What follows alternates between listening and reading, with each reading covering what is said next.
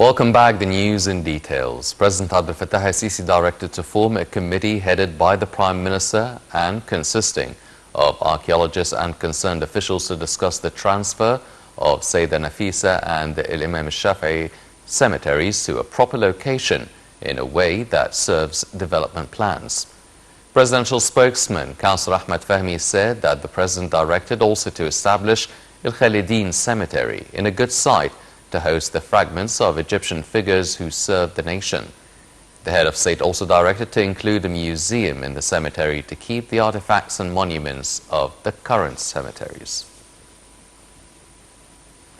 Prime Minister Mustafa Madbouli received on Monday his Iraqi counterpart Mohammed al-Sudani at Cairo International Airport, accompanied by a high-level delegation. The two premiers will chair the second round of the Egyptian-Iraqi Joint Supreme Committee on Tuesday. Meanwhile, Madbouli held another two meetings to discuss means of expanding mineral resources and localization of technological industries. Madbouli also reviewed measures of supporting the industry sector and increasing the domestic components in several sectors.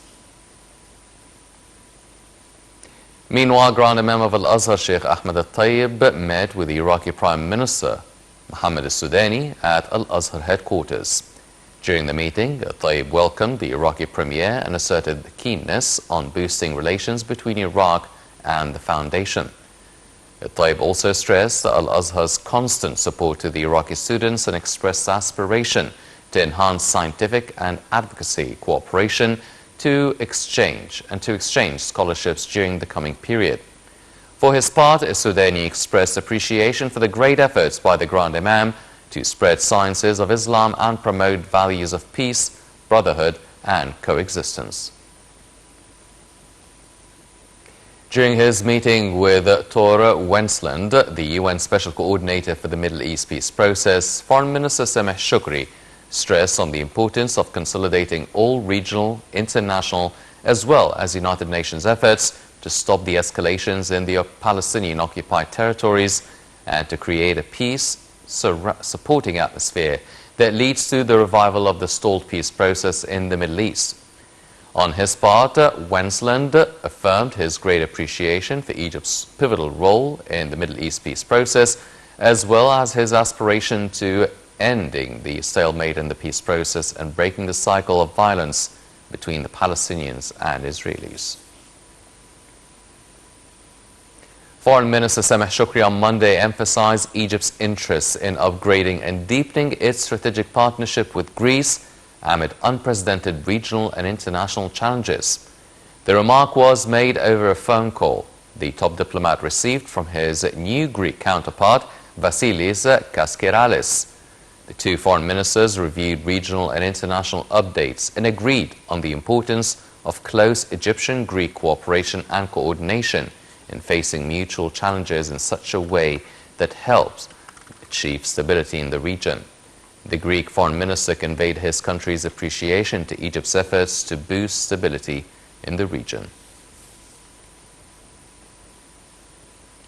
The Parliament announced a final approval on Monday on the socio-economic development plan of the state's general budget for the coming fiscal year 2023-2024.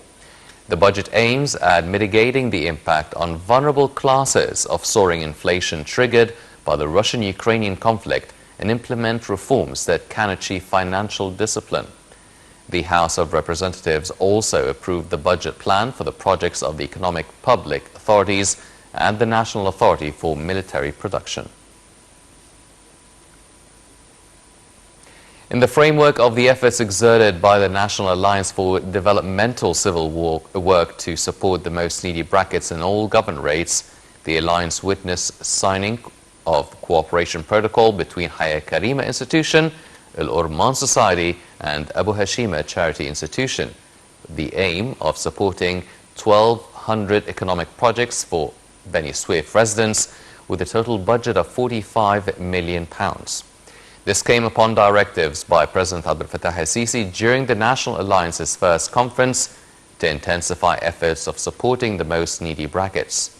The National Alliance's initiative aims at creating 600,000 job opportunities for the most needy families, to alleviate their burdens related to the negative impact of the economic situation. The Ministry of Interior said on Monday that it activated its security plans to secure the high school exams nationwide. The ministry asserted that it has taken all measures needed to spread reassurance among the students and their parents during the course of examinations. It also reiterated that police forces have secured the surrounding areas of the schools and the transportation process for the exam papers. Also, several services were provided to facilitate the traffic movement and avoid crowding near these areas.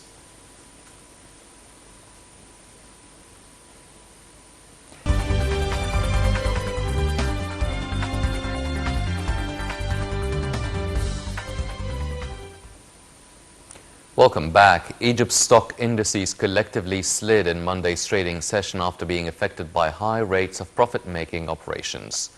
The benchmark EGX 30 index slid by 0.2%. The EGX 70 index for small and medium businesses also retreated by 1.62%. And the broader EGX 100 index lost 1.05%. The market capital of listed companies gained about 6 billion Egyptian pounds to close at 1 trillion and 154 billion amid net transactions of about 2 billion pounds.